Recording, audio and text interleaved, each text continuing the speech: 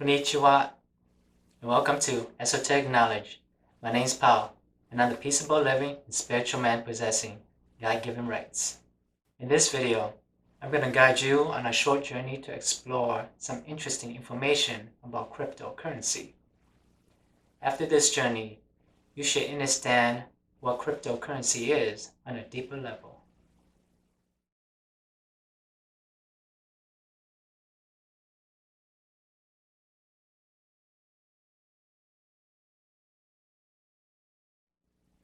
To understand something on a deeper level, you need to study the words used to symbolize and define that thing. Words give meanings to things, and therefore have the power to program the mind to understand the meanings and the reasons behind things, such as money and cryptocurrency. Let us investigate the word cryptocurrency to find some of its meanings, so we can understand it on a deeper level.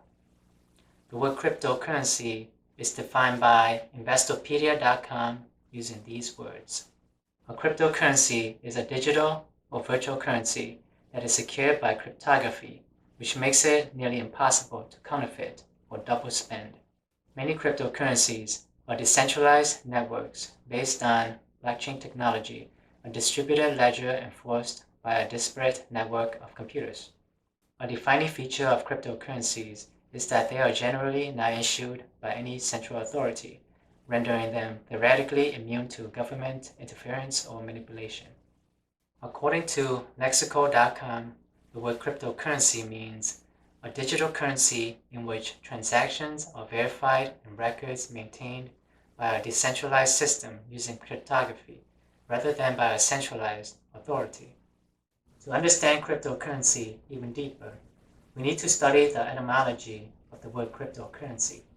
We also need to dissect the word cryptocurrency by separating it into two words and analyzing the two words thereof. When we separate the word cryptocurrency into two words, it transforms into the word crypto and currency. Before we decipher the word currency, let us decipher the word crypto. The word crypto is a prefix that is derived from the Greek word kryptos, meaning hidden, concealed, secret. This prefix is found in the word cryptography, meaning the science or study of the techniques of secret writing, especially code and cipher systems, methods, and the like. Keep in mind that cryptocurrency and cryptography are intertwined. To decipher the word crypto even further, we need to remove its letter O, transforming it into the word crypt. This word is derived from the Latin word crypta, meaning vault, cavern. The word crypt is defined by dictionarycambridge.org using these words: a room under the floor of a church where bodies are buried. Is there a connection between dead bodies and cryptocurrency? To find one of the connections, let us decipher the word currency. According to dictionary.com, the word currency means something that is used as a medium of exchange, money. The word medium is defined by the same online dictionary using these words: an intervening substance as air through which a force acts or an effect is produced. Keep in mind that the word medium can also mean a person thought to have the power to communicate with the spirits of the dead, or with agents of another world or dimension, also called psychic. One of the hidden definitions of the word currency is flow of energy. To understand why currency means flow of energy, we need to find and study one of the hidden meanings of the word currency. To find it, we need to separate the word currency into two words using the order of homophone. When spoken out loud, the word currency sounds similar to the phrase current sea. What does a current do in a river? It flows to the sea. As a noun, current means a flowing, flow, as of a river, or something that flows, as a stream. The flowing actions of currents are what cause the fresh water in the river to flow to the sea. Once the fresh water is in the sea, its currents are not part of the current sea, meaning the current of the sea. Hence the word currency which is phonetically currency.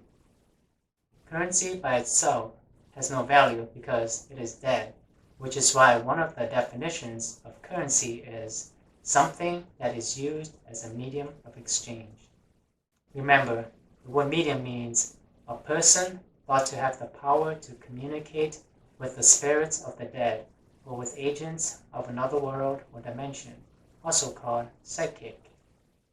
In order for currency to have value, it needs current.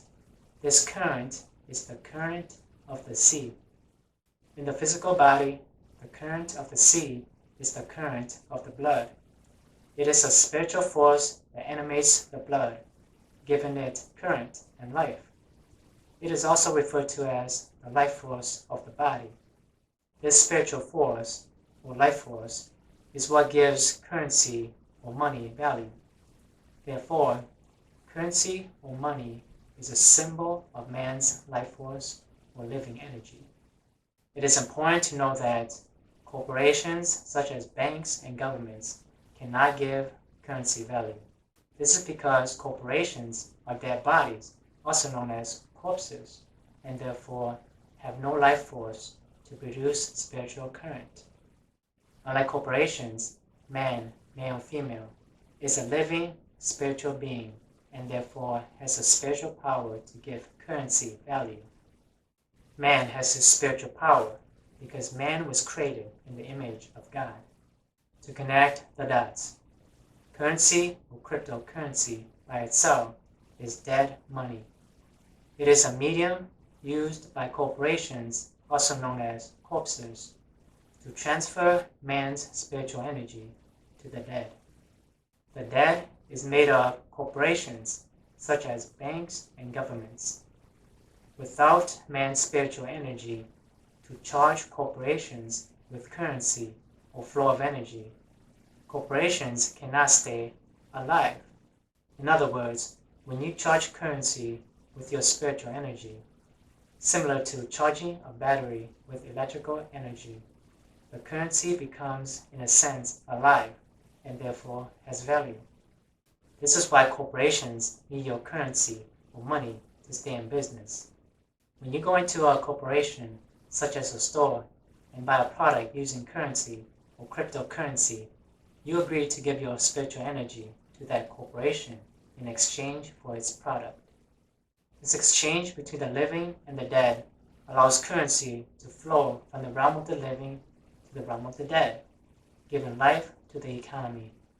However, when the living and the dead become greedy, their greedy actions disrupt the flow of currency, causing economic problems. This is why it is important that the living and the dead do business with each other in a harmonious way. Mankind has now reached a point where he needs to accept more responsibility. Otherwise, he will remain a slave of corporations. One of those responsibilities involves taking control of his currency. In order to do this effectively, men and women need to be able to manage their own banks. With the invention of cryptocurrency, men and women can now manage their own banks with little fees and regulations. Some supporters of cryptocurrency believe that cryptocurrency should be free of regulations. I believe that some regulations are necessary because most men and women are still too spiritually mature to live without any regulation. The evidence of this is the fact that most men and women lack spiritual knowledge and do not know how to live in harmony with God's law. The day when men and women can live in harmony with one another in nature and stop committing sins is the day when they can live without any regulation. Many men and women believe that money is evil. Because of this, some of them believe that it is better to go back to trading goods and services using the art of bartering. Anyone who believes that money is evil has little or no knowledge of what money really is. On a deeper level, money is the magic medium for storing and exchanging men and women's spiritual energy, making it easier for them to trade goods and services with one another. Even though money is not evil, it can be used to motivate men and women to do evil things. For centuries, Many greedy bankers have been tricking men and women to exchange their living energy or spiritual currency for fiat money, allowing these bankers to gain free currency for no sweat. Instead of using their banks and secure buildings to store men and women's currency, which contains the fruits of their labor, many greedy bankers are using their banks and corporations to steal men and women's living energy through usury and unlawful taxes. The iniquities of greedy bankers have destroyed many nations, preventing mankind from achieving peace and prosperity. Money is one of mankind's greatest inventions because it allows men and women to exchange their currency or spiritual energy for goods and services in a convenient way. Money also allows men and women to store the energy of their labor in a neutral medium, allowing them to transport the fruits of their labor to almost any place on earth. Before the invention of money, when a man wants to buy something, he needs to barter for it. During the time of bartering, the economy was small, simple, and slow, and therefore bartering was mostly sufficient for trading goods and services. Nowadays, the economy is gigantic, complex, and fast, and therefore bartering is not sufficient for trading goods and services. If we were to go back to trading goods and services using the barter system, it would cause the economy to collapse. Over the past 50 years, the global economy has grown so large and complex that even the current system of cross-border payment is becoming obsolete. Therefore, mankind needs a faster and better international monetary system. I believe cryptocurrency, especially decentralized cryptocurrency, is the answer for creating a faster, better, and more secure international monetary system. With the proper use of decentralized cryptocurrency, cross-border transactions can be processed in less than a minute without the need of a middleman or trusted third party, significantly reducing costs and errors. Therefore, sending international payments will be as easy and fast as texting someone. Money is basically just an accounting system. It is a way of recording who owns what, who has what, who owes what to whom. That is all money really is. And you needed somebody who could stand as the central issuer, somebody who was the trusted third party, someone who could guarantee that the money was real. And for hundreds of years now, we have had governments issue money. Again, money is just an accounting system.